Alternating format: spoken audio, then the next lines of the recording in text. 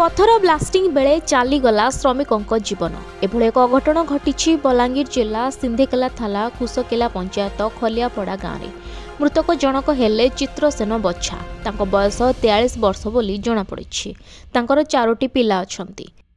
आज आमर गोटे दुखर घटना गोटे घटीगला आमर मिस्त्री जड़े काम करते चित्र बच्छा बोलिकी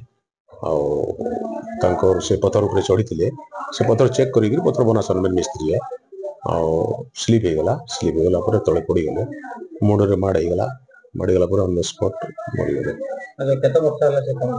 से 1.5 वर्ष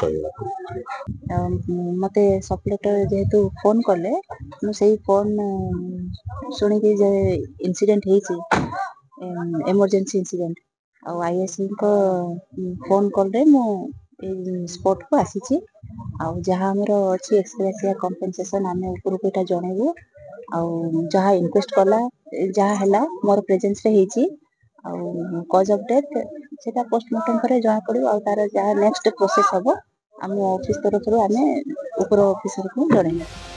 खबर पाई सिंधेकेला पुलिस घटनास्थल में पहुंची मृतदेह को जबत करिछि।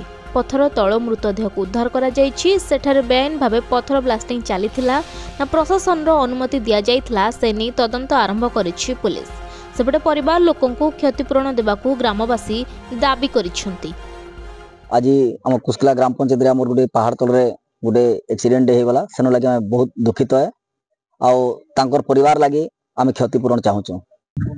आज जोटा गोटे पथर कोरी आप चित्रसेन बच्छा जड़े सी पथर कोरी काम करते सी सकाल आलिगेशन जो बड़ भाई रिपोर्ट है से कहते सकाल 9 बजे पथर कोरी काम कला एक्सीडेंटाली से फल कि मृत्यु होती तेणु आम से रिलेटेड गोटे आम सिंधेकेला 10/24 गोटे वीडियो केस होता फैमिली प्रेजेंस रे आमर इनक्वेस्ट पीएम पठाई सारा।